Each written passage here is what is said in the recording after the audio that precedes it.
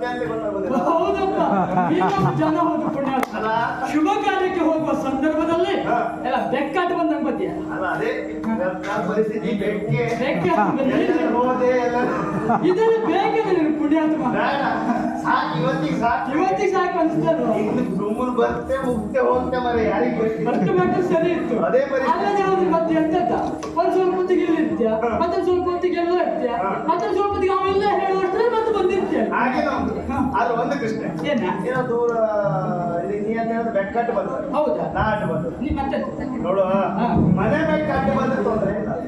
ಓ ನೀನು ಒಂದ್ ರೀತಿ ಮನೆ ಬೇಕು ಅಂತ. ಅದು ಕಾಲಿಗೆ ಸುತ್ತ ಇರ್ತದೆ. ಸರಿ ಬಿಡು, ನೀನು ಮನೆ ಬೇಕೇ ಹೌದು. ಹೌದು.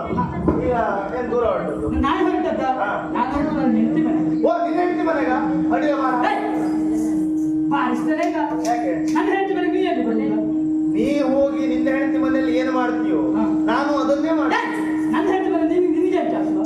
ಕೃಷ್ಣಯ್ಯ ಈಗ ನಿನ್ನೆಲ್ಲ ಒಂದು ಮಾತು ಕೇಳು. ಈ ಲೋಕದಲ್ಲಿ ಒಬ್ಬ ಗಂಡಸು ಒಂದು ಹೆಂಗಸನ್ನು ಇಟ್ಟುಕೊಳ್ಬೋದಾ?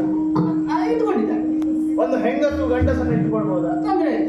ಒಂದು ಹೆಂಗಸನ್ನು ಇಟ್ಟುಕೊಳ್ಳೋದು ಜೋರಾಗಿ ಹೇಳ್ಬೇಡ ಪುಣ್ಯಾತ್ಮ. ಯಾಕೆ? ಅಲ್ಲಿದ್ದವ್ರು ಎದ್ಕೊಂಡು ಹೊರಟರು. ಈಗ ಅದೇ ಪರಿಸ್ಥಿತಿ ಆಗಿದೆ. ಅದೇ ಪರಿಸ್ಥಿತಿ ಆಗಿದೆ. ಹೌದೌದು. ಎಲ್ಲ ಆಗಿದೆ. ನಿನ್ನ ಹೆಂಡತಿ ನನ್ನ ಹೆಂಡತಿಯನ್ನು ಇಟ್ಕೊಂಡದಲ್ಲ ಮಾರ್ರೆ. ಯಾ ಸಂಬಂಧ ಪುಣ್ಯಾತ್ಮ. ಹೇಗೆ ಸರಿಯಾಗಾದ್ರೆ ಹೇಳು.